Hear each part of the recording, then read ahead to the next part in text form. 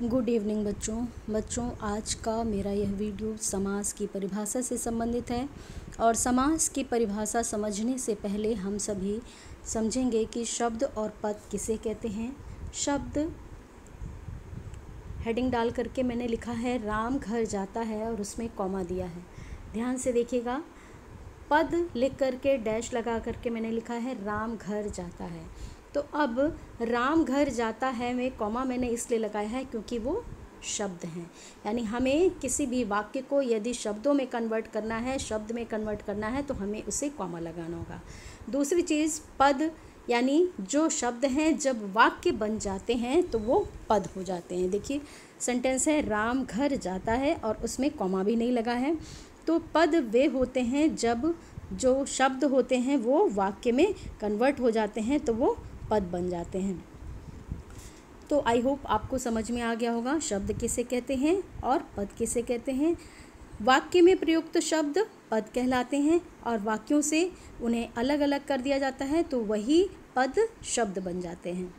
चलिए अब हम देखते हैं हम समास किसे कहते हैं। उसके लिए हम समास शब्द को का शाब्दिक अर्थ पहले पढ़ेंगे। समास को अंग्रेजी भाषा में कंपाउंड भी कहते हैं। यह हिंदी का समास शब्द दो शब्दों के मेल से बना है, या ये कह लें कि सम और आस को मिला करके बना है। सम का अर्थ होता है पास और आस का मतलब होता है रखना, यानी पास पास में रखना।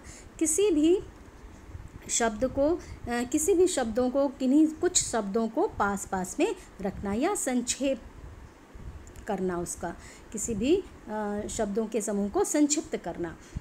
ठीक, अब ये देखिए कि जब हम संक्षिप्त करते हैं तो क्या होता है। सबसे पहले विग्रह वाला पार्ट देखिए, नीला है जो कंठ। अब ये कुछ शब्द दिए हैं, इनको हमने किस में कन्वर्ट किया, ऊपर वाला पद देखिए, समस्त पद देखिए, नील कंठ में कन्वर्ट कर दिया। यानी ये नीला है जो कंठ, ये इतने शब्द दिए हैं, इनको हमने सिर्फ दो पदों में कन्वर्ट कर दिया है, नील और कंठ। ठीक है, तो जिसका पूर्व पद नील है और उत्तर पद कंठ है, यानी हमारा जो शब्द है वो हमने पास पास में लिखा। और इसी प्रकार से दूसरा एग्जाम्पल ले लेते हैं हम, देश भक्ति, देश के लिए भक्ति, यानी हमारा जो देशभक्ति शब्द है ये संक्षिप्त रूप है किसका, देश के लिए भक्ति का। यानी हमने क्या किया, शब्दों को पदों को पास पास में कर दिया। तो ये क्या हो गया, ये संक्षिप्त हो गया। संक्षिप्त हो गया यानी यह प्रोसेस क्या कहलाया, संक्षेपीकरण की प्रक्रिया कहलाई। संक्षेपीकरण की प्रक्रिया कहलाई से क्या तात्पर्य है, ये जो हमारा प्रोसेस है संक्षिप्त करने का, ये प्रोसेस ही, ये संक्षेपीकरण का, संक्षेप करने का, छोटा करने का प्रोसेस ही हमारा समास कहलाता है। तो समास वो होता है बच्चों जो पदों को संक्षेप में करके लिखा जाता है। जब हम कई शब्दों को संक्षेप कर देते हैं, पास पास में लिख देते हैं, तो वह हमारा प्रोसेस हो जाता है एक, और वही प्रोसेस समास कहलाता है। और उससे बना हुआ ये जो देशभक्ति का शब्द है या अन्य कोई भी शब्द हो सकते हैं, तो वह आपके समस्त पद कहलाएंगे। ठीक है, देखिए इसी को डिटेल में मैंने लिखा है परिभाषा के साथ में। जैसे देशभक्ति का संक्षेपीकरण करने के पश्चात में हमें समझ में आ गया कि प्रोसेस ही हमारा समास कहलाता है।